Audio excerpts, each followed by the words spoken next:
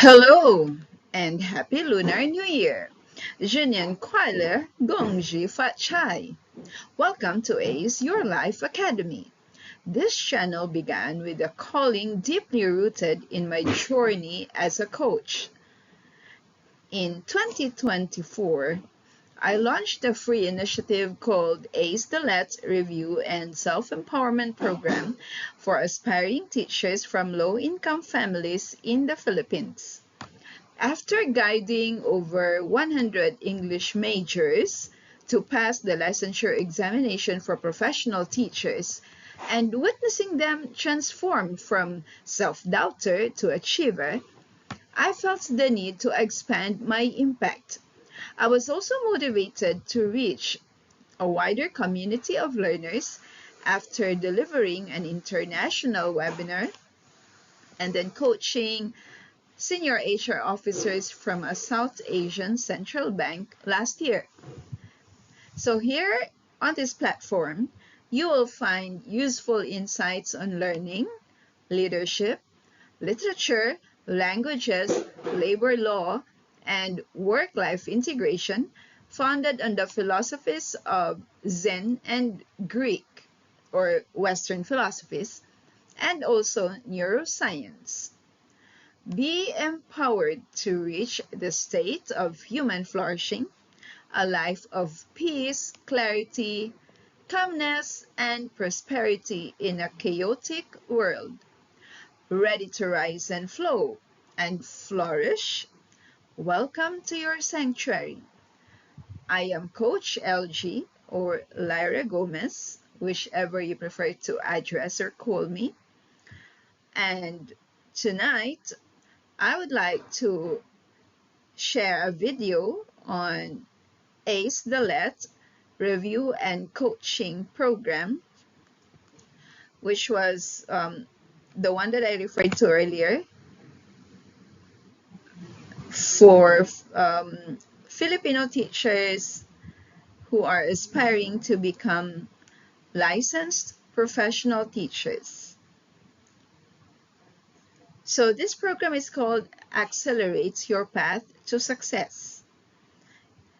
So like I said, it's free for the examinees of the licensure examination for teachers, specifically if you are an English major. I actually have another module which is for social studies major or social science. And I will put that up once the modules are ready. So we start with this.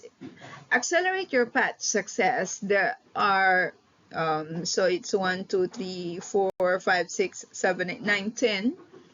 There are 10 letters there. And each letter stands for a tip or an action that is part of the process for an examinee to succeed in the licensure examination.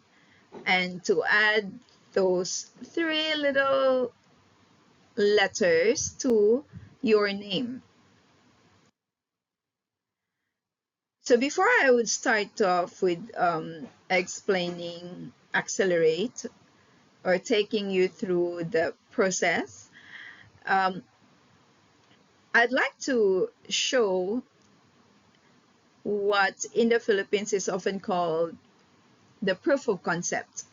So when we started A.C.C.E.L.E.R.A.T.E for the March 2024 examination, that was the first time that the Board of Professional Teachers or the Professional Regulations Commission started to implement. That was the first exam wherein the enhanced table of specifications or TOS or TOS was implemented.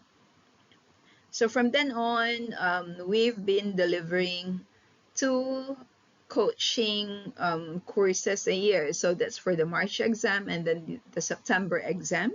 So from 2024, we have had over 100 success stories. So for the September 2025 examination, we had 6 newly minted licensed professional teachers. So shout out to Miss Dina Marie Sixtabalase, LPT. She took the exam in September and she made it. That was the first time she took the exam. Shout out to Miss Joanna Marie Puazo Flores, LPT. Congratulations. When Ma'am Joanna took up the course for the first time in 2024, she was not able to complete it because at that time she had a baby. So I encouraged her to come back anytime she was ready, and she did, and then she made it. Shout out and congratulations to Miss Sherry May Badao Porogoy, LPT, and as well to Miss Abigail Tioquen Maturan, LPT, Miss Mylene Tapang Parito, LPT, and finally, Mr. Ian J. Gakal Villaruel, LPT. Congratulations to all of you, Batch 6. So over the years, we actually started in March 2023. So the first time that the enhanced TOES was implemented.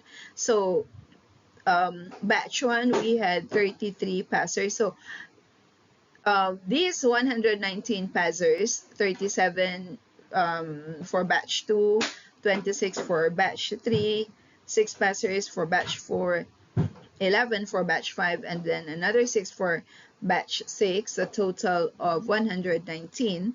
These are actually scholars under the Nunca S4S or Nunca S4S Help for Teach scholarship program, which I started with my friends Mayan in Canada and Joy, who is in the Philippines. So I am residing in Malaysia, and the three of us who would started to collaborate so we could help aspiring professional teachers from low-income families in the Philippines to still avail of a coaching and review program despite their financial difficulties. So everything was paid for. They did not have to pay anything to fork out any money for the review. So instead, we encouraged them that if they had a small amount of money, they could just use it to finance their filing of the examination, filing for the examination. Probably they would want to go for other review classes if they could, and also should they make it to the examination and they successfully passed the exam, they needed an even higher amount of money to apply for their license with the PRC. So that was why we decided to put together a scholarship program. So we're now on the 4th year running, but instead of the usual process that we took over the last 3 years, where we would put up live classes on Zoom, I decided, because of lack of material time, owing to the demand of my day job, I decided to put together a lecture video and then post the videos on YouTube, and then that's where examinees or reviewees can access all of the videos that I have created. So I would be posting other videos as well from previous classes, but I would filter those that are really of good quality and those that are still relevant to the examination. So this is the list of the batch 1 successful examinees. Then batch 2, batch 3, batch 4, batch 5. And then you have seen batch 6. So what does A.C.C.E.L.E.R.A.T.E, accelerate your path to success, mean? What is it all about? A stands for attentional focus. So that means your focus should be on your goal. And what is your goal? Of course, you only have one goal. Your goal is to pass the examination. The first C stands for comprehension. So the secret in passing the licensure examination for professional teachers is, of course, your ability to comprehend or understand the questions that you are answering during the examination. And you can't say that, oh, it's very easy, you're just reading, and then after that, you answer the exams. Once you are in an examination room, if you haven't had any such experience, it can be really daunting. It can be a really daunting experience, because that's when a lot of the undesirables would set in, like such as undesirable emotion, panic, fear, anxiety. So these are the culprits why a lot of people fail in the examination. It's not because they lack the knowledge about the content. It's not because they were inadequately prepared. It's really because of the battle that's happening within them once they are already in the examination room. So comprehension, whatever you're reading, can be affected or impacted by your negative emotions. The other C is critical thinking. So the way to go about the examination, since the enhancement in 2023 is no longer about rote memorization. Previously, examinees can just memorize or even memorize concepts. It was that easy. But with the enhanced tools, the BPT, the Board of Professional Teachers, made sure that the questions are no longer about rote retrieval of whatever stock knowledge you have. It's really about thinking critically and conducting an analysis of the questions. E stands for effective note-taking and note-making. What is the difference? Note-taking is when you are attending a lecture and then you are taking down notes. So you are following the speaker or the lecturer, and you are at the same time writing down keywords that the person or the presenter has uttered, because those are things that you find relevant for you to remember.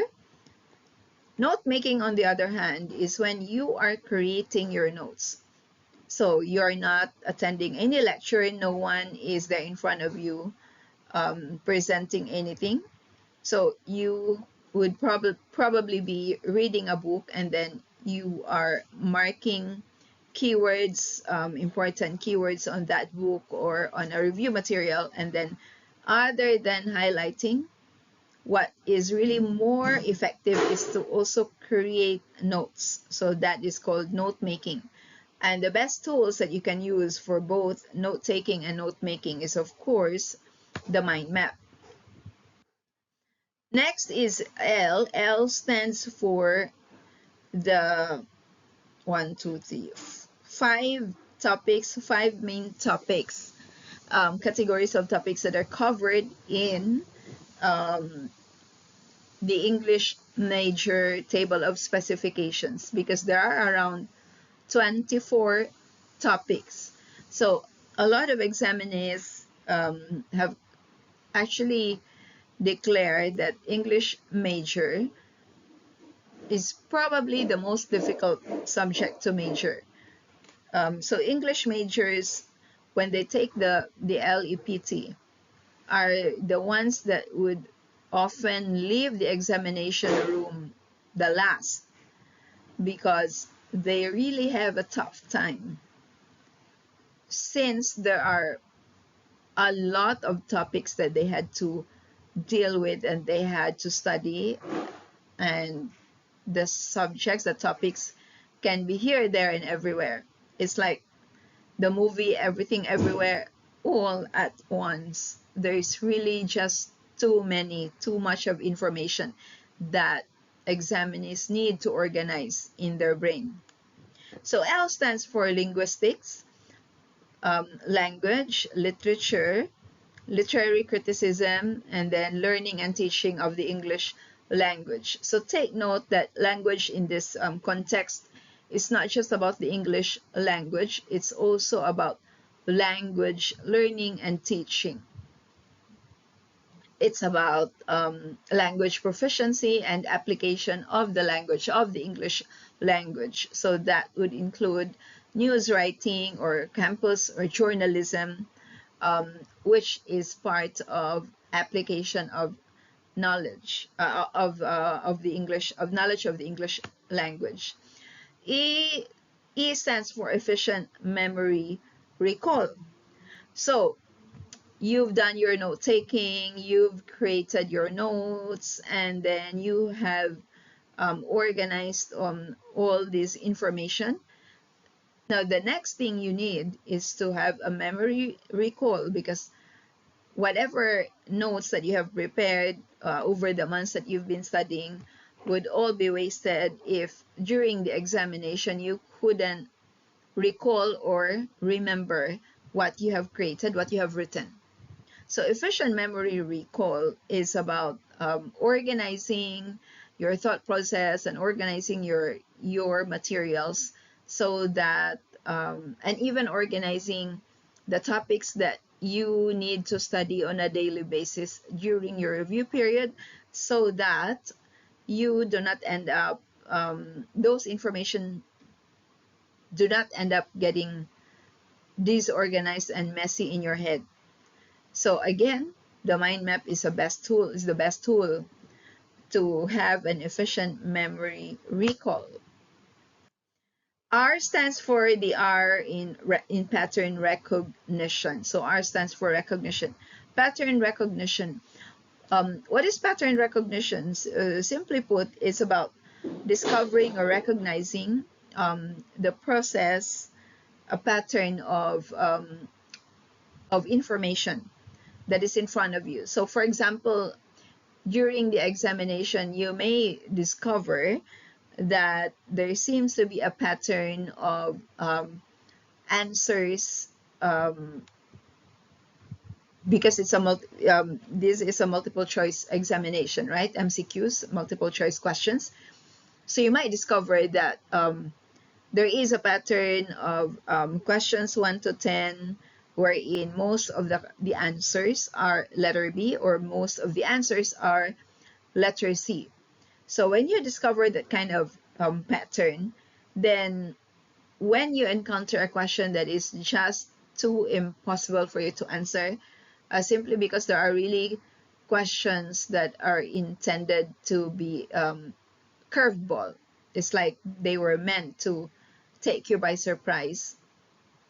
So pattern recognition would be very helpful for you to avoid panicking, because what you can do is to discover that if in between, let's say number 7 is something very difficult for you, you cannot answer it, but 4, 5, 6 would be letter C, and then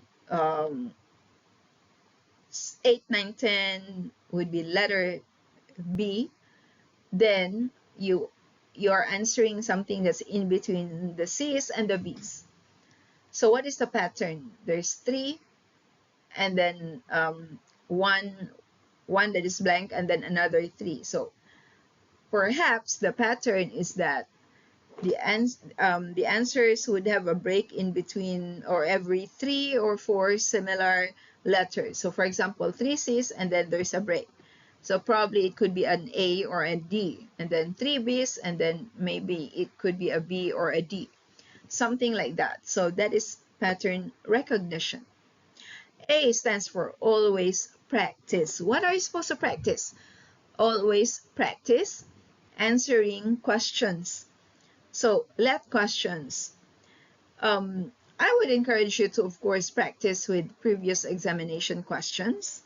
However, recently I came across a video where one senator was interviewed, and he said that he seems to insinuate that it is actually unlawful to be able to access previous examination questions.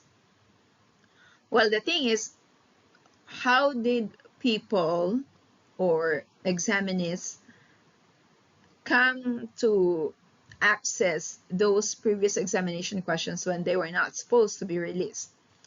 Well, there are different ways, and you must have heard of news where those that did it were actually the invigilators during the examination, and then they would take pictures of the exam. And there was one guy somewhere in Zamboanga who was caught doing that. Was it Zamboanga or Davao? Who was caught in doing that. And I think that guy runs the risk of losing his teaching license. So practice with all types of questions, not just past examination questions. Real questions, those that you'd find in the reviewer. But don't simply practice blindly. Like, okay, today I will complete 300 questions, and then you'll just answer blindly, unconsciously. So you need to be conscious about doing the practice. What you want is to discover what are the frequently asked topics. So that's why pattern recognition is important. So practice analyzing questions, practice answering the questions faster. Although you are given more than a minute per question, you should practice with speed. So that is what is meant by always practice here. It's not just about blindly answering questions every day, but having that consciousness to discover what are those questions that are often being asked in the examination. And then letter T, so we're down to the last two letters. Letter T is testmanship or test-taking skills. So this is where your ability to answer multiple choice questions would really come in handy.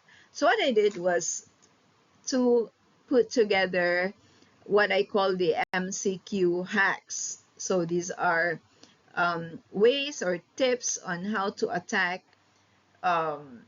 answering MCQs. So testmanship is about, so yes, of course, there is a difference between testmanship and test taking. Testmanship is being strategic. It's about having the technique to attack multiple choice questions. Test taking is where your endurance comes in. So it doesn't matter if you have studied for 3 months or 6 months, but when it comes to taking the exam, you do not have the endurance to last for about one whole day. If you're in secondary examination, if you're taking up secondary examination, that's an entire day, right? So Gen Ed, Prof Ed in the morning up to noon time, and then you go back for your major sometime around 3:30, and then you're given 3 hours to complete. So that really requires not just endurance, but also energy and perseverance and the ability to sustain yourself throughout the day. And finally, the last E is empowerment. So self-empowerment, the reason why this course is called ACE the LET Review and Self-Empowerment course is because you are meant to conduct this review independently. My job as a coach is just to guide you, but the hard work comes from you. So the course is designed to empower you to have the tools, to have the strategies, to have the techniques that you need so that you can navigate this journey of taking up and succeeding in the examination. So it's not just about spending a few hours a day reading, studying, making notes. It's also about empowering you with things that you need outside of the topics that you're supposed to be studying. For example, I teach you how to create a vision for yourself on what you want to achieve during the course of your review, all the way up to taking up the examination. I teach you mind framing. What is it? Is the ability to frame in your mind that picture, where that mental picture of you being successful in this endeavor. So that could be you wearing a really nice outfit during your oath taking because you made it to the examination, you passed the exam, so you made it. You are now a licensed professional teacher, and you're at some venue raising your right hand and taking the oath as a professional Filipino teacher. So that's one picture. Another picture could be you holding a card, a license. That's your LPT, right? Your teaching license. Or another picture could be you wearing that LPT pin. So that's part of the self-empowerment that I teach. So finally, I teach you how to hit your goal, how to achieve your target. So this is part of empowerment. How should you have attentional focus? Remember that there is a difference between attention, focus, and concentration. So we take a look at, we can start with attention or we can start with concentration. It doesn't matter. But attention is your ability to direct your senses. So it's not just your sense of sight, it also includes your sense of hearing. So when you are attending to something, when you are directing your attention to something, like for example, you direct your attention to this particular slide, that means your eyesight is trained on this entire slide, where you would see how many, 4 or 5 different colors. You see that attention has about 9 letters, and then it's the background is with a white font at the background, and the background is yellow. So that is attention. So you are directing your sight and your hearing, your sense of hearing, and everything about yourself on a particular the particular thing in front of you. This time it's a slide. Focus is when you disallow distraction. So focus, you're looking at it right now, you're attending to it, and you're focusing. This is just what I will do. I will try to understand. I will understand this lecture. I will not think about anything else. That is focus. And finally, concentration. Concentration is the ability to hold yourself over time on whatever you are attending and focusing on. So for example, if it requires 2 hours. 2 hours of concentration to just direct your attention, your sight, your sense of hearing to this entire lecture, then that is how much is required for you to concentrate. So concentration is the ability to hold yourself, hold your attention over time on something that you are focusing on. So that's why these three concepts are different from each other. So attentional focus, like I said, you can have a picture in your mind that you're holding the license, and a picture in your mind that you have this LPT pin on the palm of your hand. That is eyes on the prize. So to have attentional focus is to allow yourself, is to will yourself to just attend to these three things. Prof Ed, three subjects, Prof Ed, Gen Ed, and your major subject.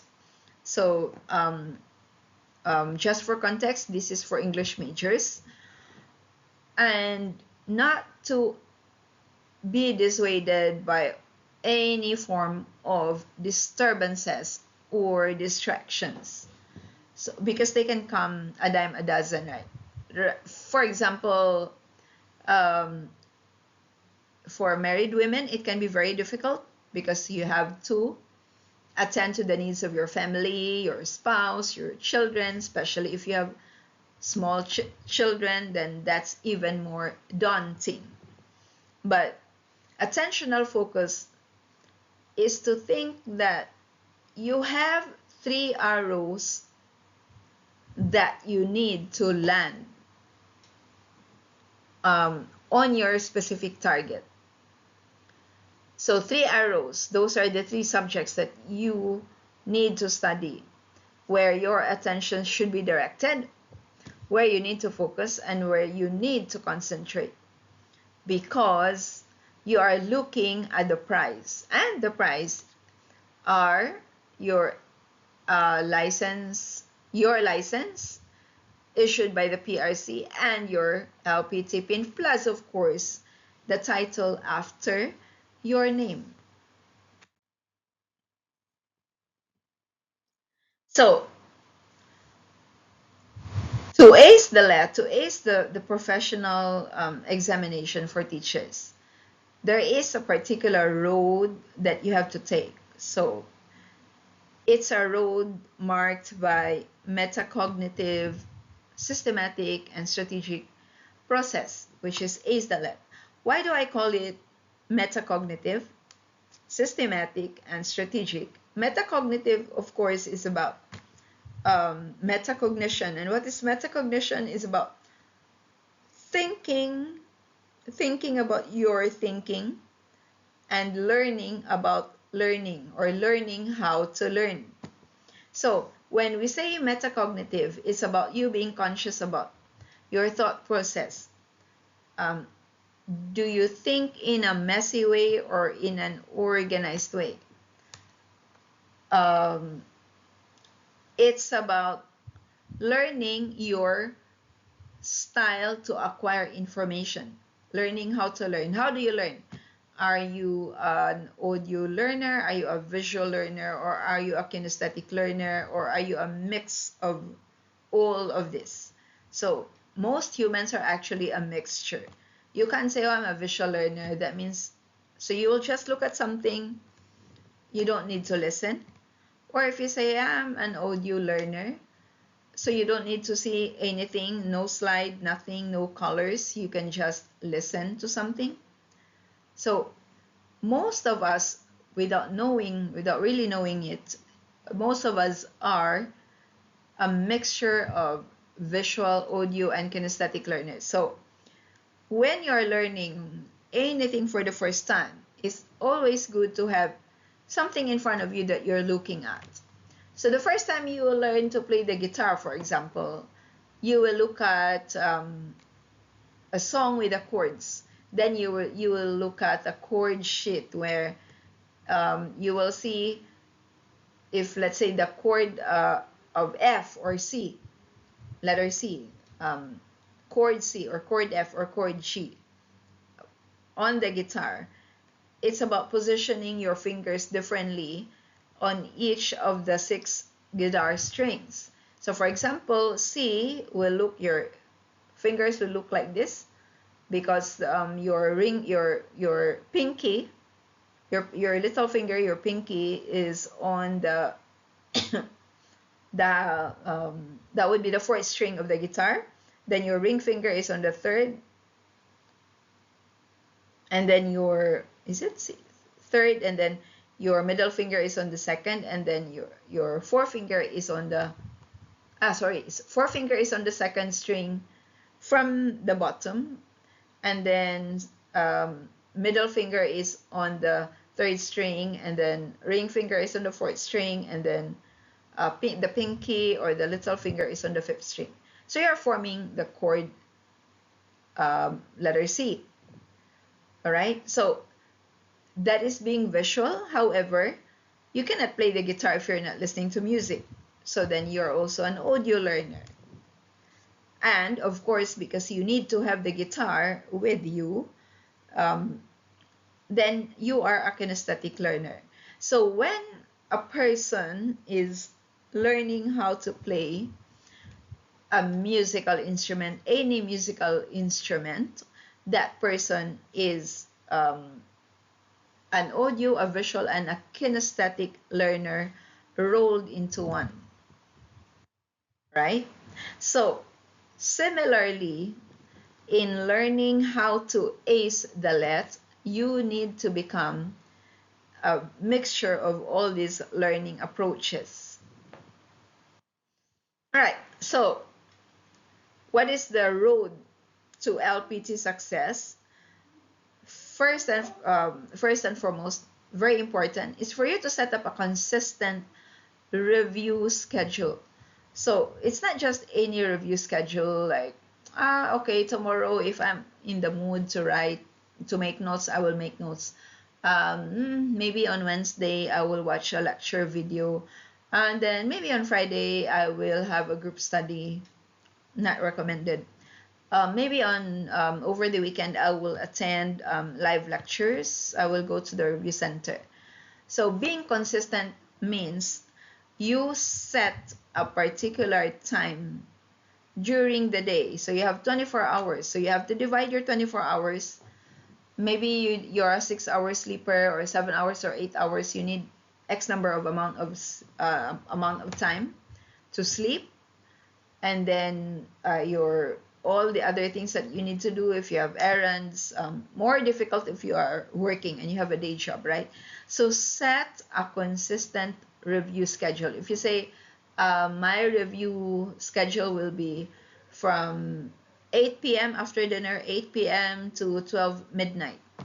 I will consistently devote 4 hours a day, Monday to Sunday, to conduct my review. So that is being consistent. A consistent number of hours per day and a consistent schedule during the day.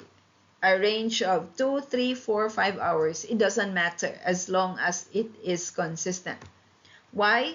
Because your brain requires consistency. So this is about being metacognitive. It is neuroscientific. So next is, you need to know the exam content. Where do you find the information about your exam content? So that would be on your table of specification. So next, companion books. So I have this one. For English majors, I actually produced 3 modules of A.C.E.L.E.R.A.T.E. So each book contains 1 module. And in that module, what you will find are, of course, the topics and sample questions for you to practice on. So these are all ebooks, so they're in PDF. And if you're interested to acquire copies, when I post this video on YouTube, there is an email address that I will include in the description. So you write to me, write to that email address to request for the copy of this ebook, these 3 ebooks. Okay, and these are what you can use as companion books for your review. So other than having these companion books, you still need to create your notes. So that's why companion books plus note making. And then next, that would be MCQ hacks. So I have one slide dedicated for that. And then you need to answer timed drill questions. What are these? It's actually about answering each question within the span of 50 seconds. You shouldn't go beyond 50 seconds. You should discipline yourself and practice,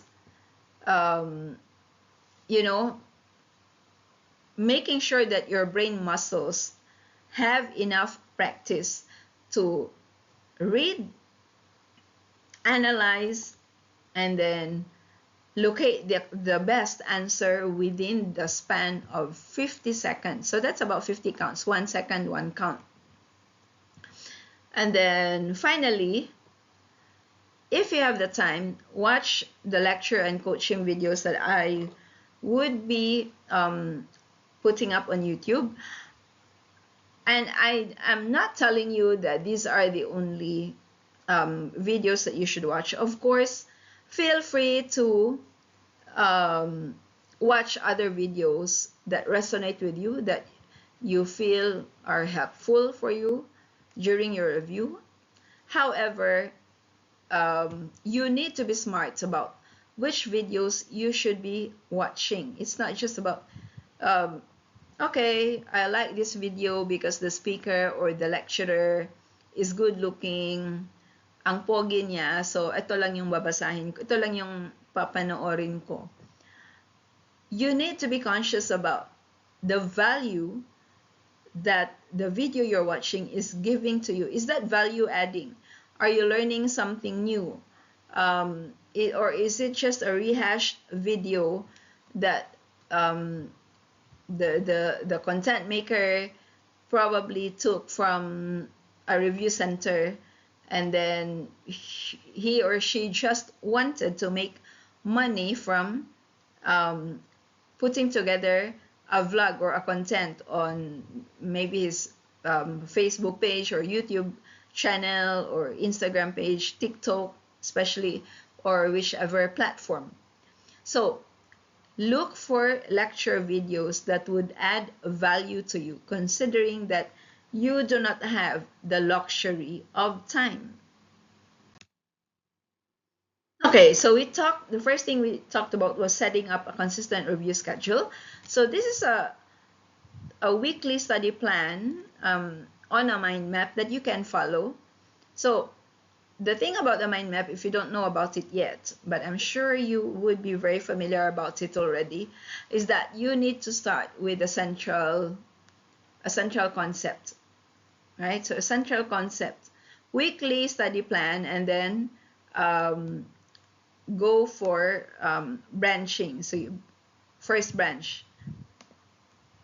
Okay, so first branch, it's Monday. Second branch is Tuesday. Third branch, it's Wednesday, and so on and so forth. So like I said, you need to have a consistent review schedule. So if you say Monday to Saturday, that would be from 8 p.m. to 12, or 8 a.m. to 12 noon, depending on your availability. So then it needs to be consistent all throughout, okay, up to Saturday.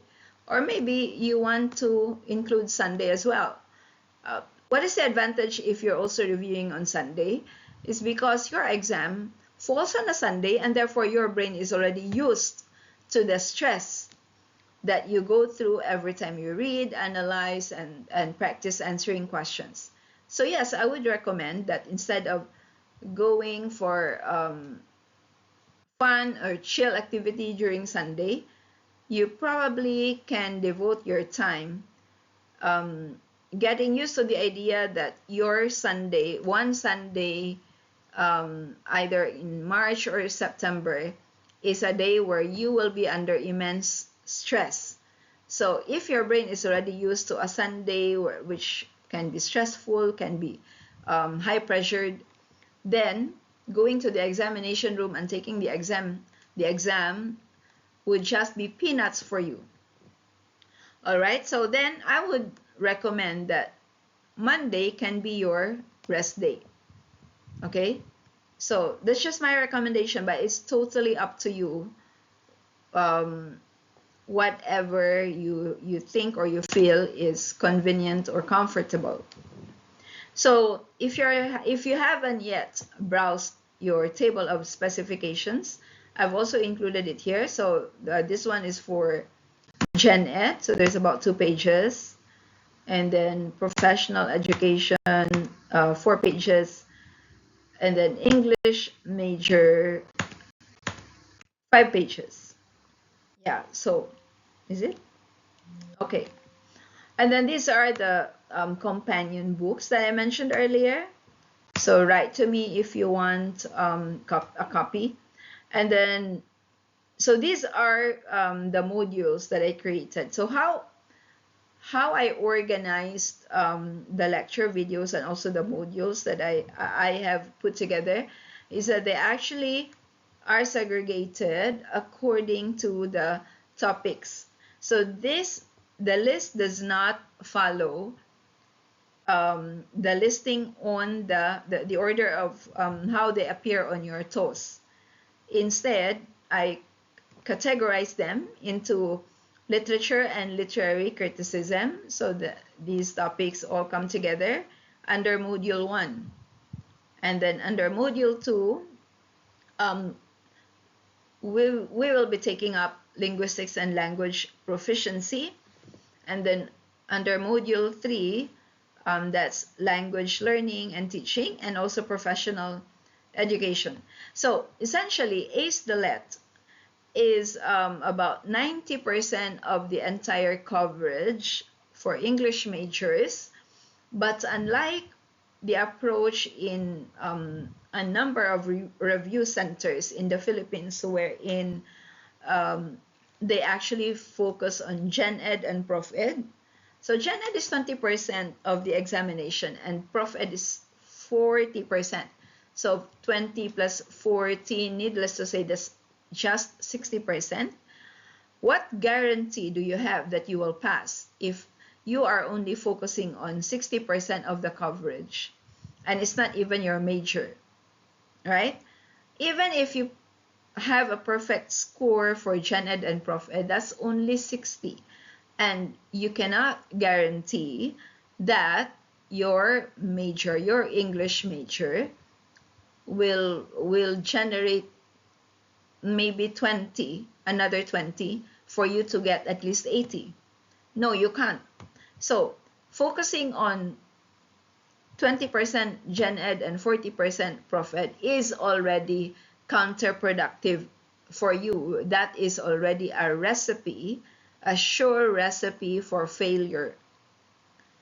So insteed, what I did was to add English major, which is 40%, and Prof Ed, which is another 40%. So 40 plus 40 equals 80. You are now focusing on the 80% of your coverage. And then Gen Ed, because Gen Ed is really stock knowledge, things that you're supposed to know ever since you started your education, from way back in kindergarten, or if you're like me and you didn't take up kindergarten, so maybe you went straight ahead to primary 1 or grade 1, and therefore you studied for how long? before you took up your Bachelor of Science in Education, you had about 12 years. So Gen Ed is really your stock knowledge for the 12 years of basic education, that's primary and secondary, that you took up. So unless you never remembered anything at all from all those years of studying, then by all means devote time to Gen Ed. But no, who does that? Who actually does not recall anything from whatever you have studied since grade 1? Rizal was something we studied in grade school. Grammar, English, and all those things, you know, these are things that we have already studied. So why devote so much of time for your review on Gen Ed? So the formula I created is that it has to be Prof Ed English major 80%, and then I just added a tidbit from Gen Ed, purposive communications in English, simply because the topics are similar to structure of English and sometimes English for specific purposes, or something about language proficiency. So purposive communication in English, questions about grammar, about prepositions, figures of speech, they would either come out in the English major or maybe in Gen Ed when it comes to English. So in totality, ACE-the-LET is actually giving you about 90% of the coverage. Yeah, maybe 85 to 90%, because I have included certain portions from Gen Ed. But the concentration is really on the 80%. So that's Prof Ed and major. So these are the MCQ hacks that will empower you to answer any kind of multiple choice question during your examination, whether or not you have encountered the topic. That is my guarantee. So whether or not you have encountered a topic, let's say the topic is about linguistics and you're really and linguistics just happens to be your weakest subject while you were in university or in college. So no worries, these hacks will actually allow you to still answer the questions. So which one is the most, what I would consider most useful? Most useful among this is, of course, the star of the show is about the keywords. Here,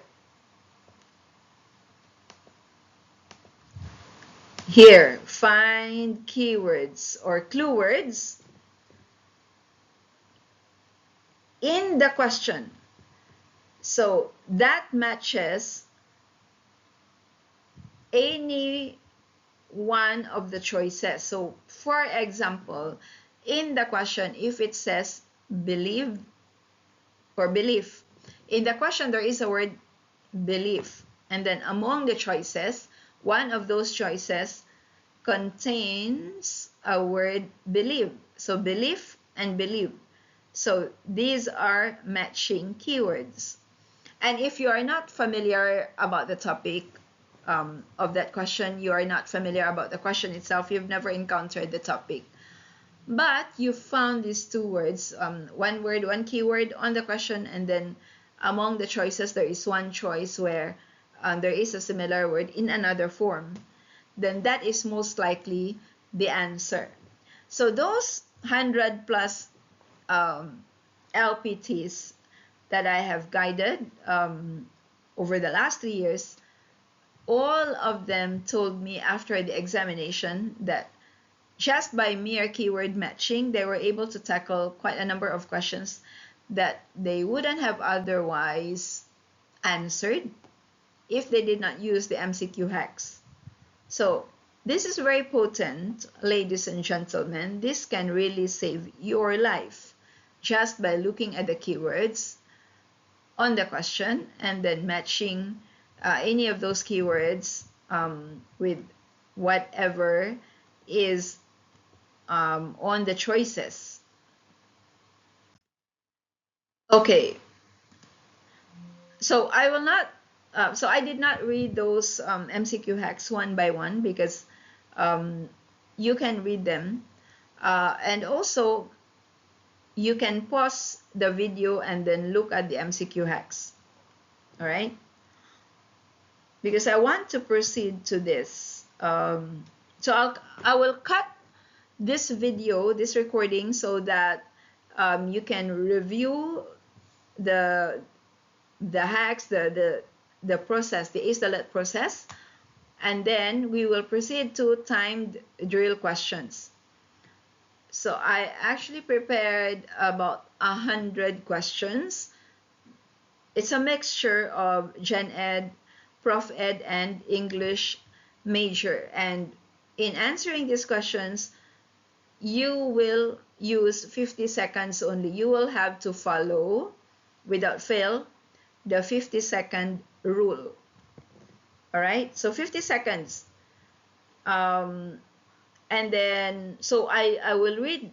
When we start with this, you need to already have your pen and paper, or if you want, you can use your Scantron so you can practice shading the Scantron. And then once the 50 seconds is over, then I will proceed to the next slide, which contains the answer. Okay, so that's how we will do it. That's the mechanics. So after this, okay, so we start with general education. I think there's about 25 questions for Gen Ed, about 30 plus questions for Prof Ed, and 40 plus questions for English major. All right? Okay, so it's also good for me to take a break. 1 hour is enough. I will upload this one and then we will proceed to part 2. At the end of practicing with this 100 timed drill questions, then I will guide you to determine or assess your LET readiness. So there is a scoring guide that I created in the last, I think, one or third to the last slide after you have completed the 100 questions. All right, so this is all for now. Thank you for your attention, and I will be with you in the next segment. Bye.